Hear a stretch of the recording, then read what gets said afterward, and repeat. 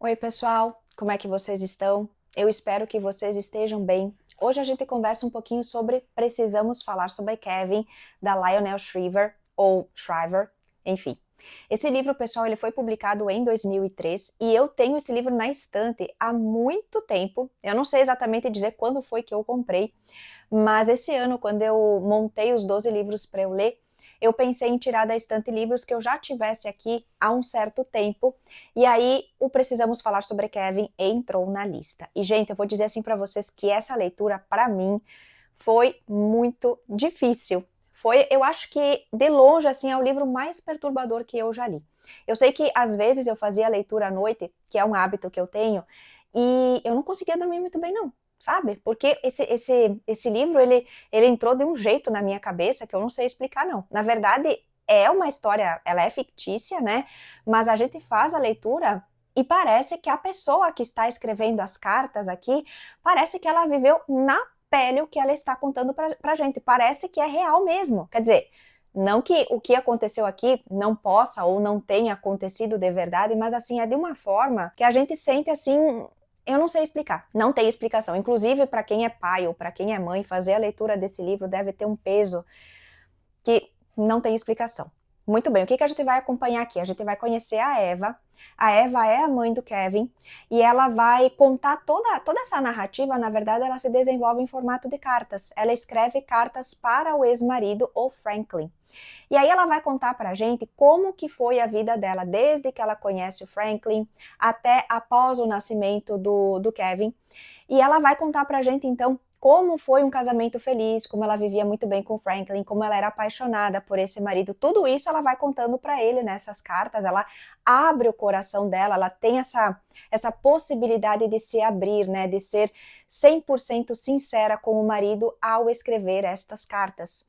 Então, a Eva aqui, ela tinha uma empresa que escrevia, que produzia, na verdade, guias de viagem. Então, a gente vai ver que ela era uma mulher, um espírito livre. Ela gostava muito de viajar, ela gostava muito de conhecer o mundo, justamente porque ela precisava ter essas experiências para que esses guias de viagem fossem desenvolvidos depois.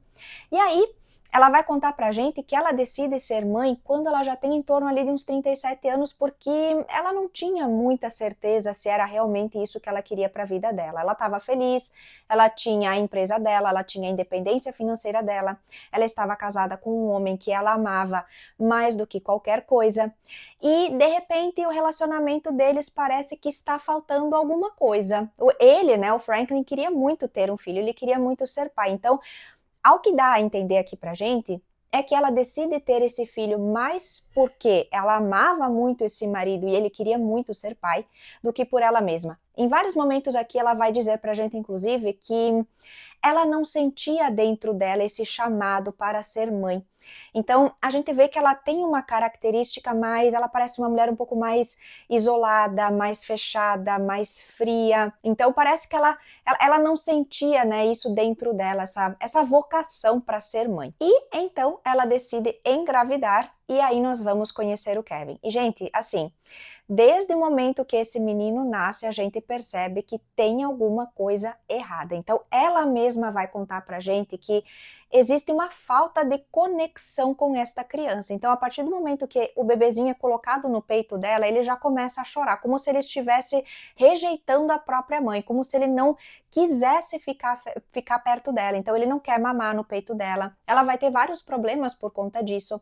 Ela acaba ficando em casa, né, para cuidar do Kevin, enquanto o marido trabalha fora, e os dias se arrastam, né, com ela e essa criança, e é um inferno. Ela tá sugada, ela tá esgotada, o Kevin só chora, ele não dorme, ele não quer mamar no peito dela, então ela tem uma certa dificuldade, inclusive aqui, de conseguir lidar com toda essa situação. E à medida que o Kevin vai ficando mais velho, que ele vai crescendo, a gente vê que existe uma certa resistência da parte dele em fazer certas coisas. Por exemplo, ele vai demorar mais tempo para largar a fralda. Se eu não me engano aqui, ele para de usar a fralda quando ele tem 6 anos de idade. Ele demora mais tempo para falar também. E aí, no princípio, no início, ela acredita que talvez o Kevin tenha algum problema mental. E ela até torce para que ele tenha algum problema de saúde, para que pelo menos ela possa sentir alguma coisa por ele, que possa se aproximar pelo menos de pena. porque ela não consegue sentir nada por esse menino. E o pai é obcecado por essa criança. Então, tudo que acontece, que a Eva conta para o marido, por exemplo, algum ponto de vista que ela tenha em relação ao Kevin, algum comportamento, alguma coisa que ela percebe do Kevin, que ela entende como não sendo normal, o pai acaba dizendo que, é só uma fase, não, porque eu li, porque é assim, porque tá tudo bem, porque lá na frente a gente vai rir de tudo isso. Então, o pai coloca o Kevin dentro de uma bolha, assim, de uma redoma de vidro, e esse menino, tudo que ele faz, pro pai tá tudo muito bem. Mas a mãe sente que tem alguma coisa errada. E aí essa questão de ele demorar para falar ou dele demorar para tirar a fralda, não tem nada a ver com problemas. Ela chega a levar o Kevin num pediatra para que ele seja avaliado e não tem nada de errado com esse menino. O que dá a entender pra gente é que o que ele faz é porque ele quer que seja feito assim. Então, ele é violento muitas vezes, né? Ela contrata aqui algumas babás para ficar com ele, para que ela possa trabalhar, mas ele não se comporta muito bem com essas babás, então ele puxa o cabelo, e a gente percebe que quando ele faz isso, parece que ele tem de fato a intenção de machucar, de ferir essas pessoas. É como se ele entendesse que ele está machucando essas pessoas. E para ele tá tudo muito bem, tá tudo muito bom.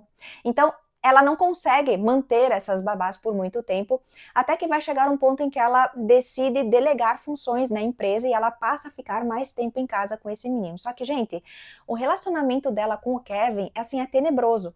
E a gente vê que o relacionamento dele com o pai, pelo menos na parte do pai com o Kevin, o pai é muito amoroso, o pai quer proporcionar todo tipo de atividade, quer se envolver, leva o Kevin para museu daqui e dali, quer praticar jogos com ele, né, praticar esportes. E o Kevin, parece que a forma como ele se comunica com o pai é muito mecânica, é quase como se ele estivesse representando um papel, né? Só que o pai não percebe. Ou ele não percebe, ou ele não quer ver. Então a gente vê que algumas coisas estranhas começam a acontecer quando o Kevin está presente.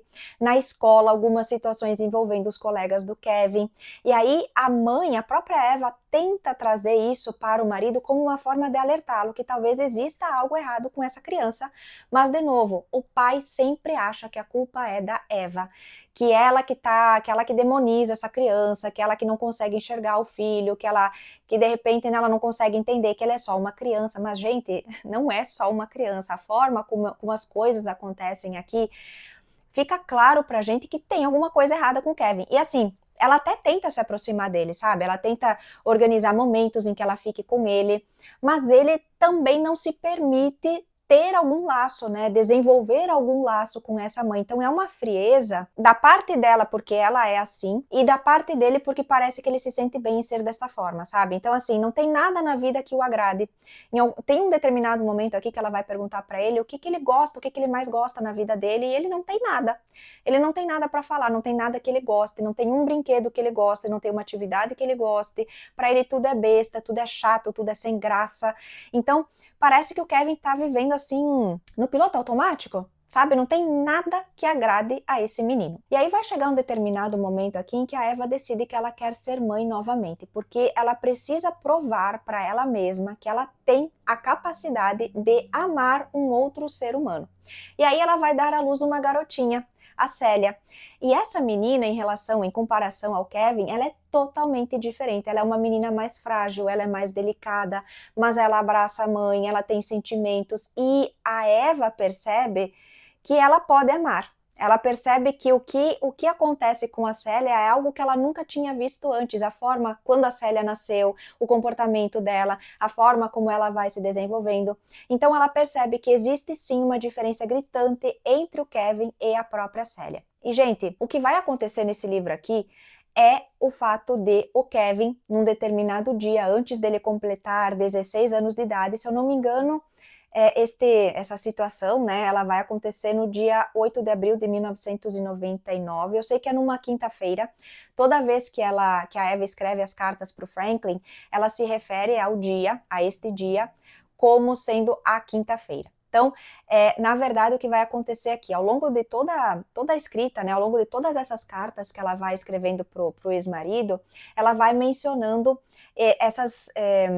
essas situações que aconteceram nas escolas, né? Então, por exemplo, esses jovens que invadiam as escolas e tiravam a vida dos alunos ou dos funcionários que estavam ali. Muitas vezes eles eram motivados por alguma situação específica, uma menina que rejeitou o rapaz, ou as meninas que rejeitavam o rapaz, ele ia lá e armado e tirava a vida dessas garotas. Às vezes os alvos já existia uma lista, né, desses alvos, e às vezes esses jovens invadiam essas escolas e tiravam a vida dessas pessoas, assim. Teve um caso, por exemplo, de um rapaz que invadiu aqui um baile de formatura e ele decide atirar nessas pessoas e tirar a vida delas, né? E o Kevin, o que ele vai fazer é exatamente isso. Tá escrito aqui, não é spoiler, que ele vai entrar numa escola, na escola onde ele estudava aqui, né?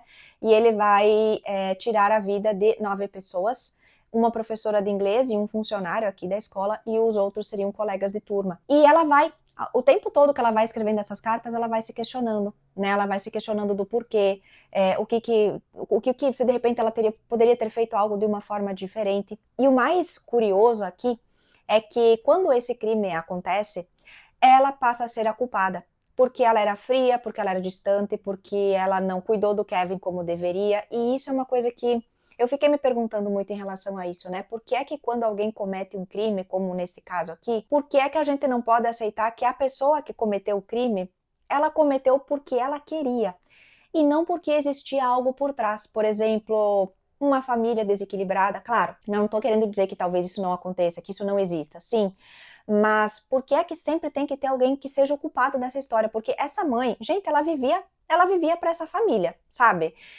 Ela tentou em vários momentos se aproximar do Kevin. Eles tinham toda a estrutura necessária para que eles pudessem viver muito bem nas melhores escolas, as melhores oportunidades. Não faltou absolutamente nada em nenhum momento. Isso é algo, inclusive, que ela vai comentar aqui pra gente. Mas ela foi massacrada, como se ela fosse a verdadeira culpada do que aconteceu. Mas a gente vê que o Kevin fez o que fez porque ele queria fazer. Ele, inclusive, vai pensar em todos os detalhes até o dia em que ele decide fazer o que ele fez. E aí depois, né, a partir do momento que a gente vai acompanhando as cartas, a gente descobre que a mãe, né, que a Eva, ela está visitando o Kevin na penitenciária. E aí a gente vai vendo também essas trocas, né, o que ela conversa com ele, que no começo era muito difícil, mas aí depois ela meio que entra no jogo dele ali, ela consegue ter uma comunicação um pouco melhor com ele, mas é tudo muito, muito frio, né, aos poucos ali uma conversa que vai se desenvolvendo, mas assim, fica aquela estranheza, e a Eva é vista aqui como uma pária, né, então eles tinham uma propriedade, uma casa muito bonita, que ela odiava, na verdade, né, mas depois que o Kevin nasce, eles decidem se mudar para... Eles não, na verdade, o marido dela decide comprar uma casa sem consultá-la, sem que ela conhecesse essa casa, e ele decide fechar esse negócio, e aí eles se mudam para essa propriedade que ela odeia desde o primeiro momento, mas enfim, ela vai acabar ali perdendo essa propriedade por conta do que acontece, ela tem que pagar os advogados para para que eles possam defender o Kevin, então assim, a vida dela vira de cabeça para baixo, mas é de um jeito tão triste, tão triste. Gente, o final desse livro, assim, me pegou de surpresa, de um jeito que até agora eu não consegui processar muito bem, sabe? Quem aí já leu esse livro sabe exatamente do que é que eu estou falando, mas assim, tudo foi tirado dessa mulher. Tudo, tudo, tudo mesmo. Ela também, agora parece que ela só existe, sabe? Na vida dela parece que, eu não sei. Gente, é muito triste o final desse livro, a forma como ela tem que encarar essa vida depois do que acontece naquele dia fatídico, é assim, é muito triste, sabe? E aí a gente vê que sobra apenas o Kevin na vida dela praticamente, né? Então, é, eu não sei explicar. Eu até gostaria de saber de vocês o que é que vocês sentiram quando vocês leram esse livro.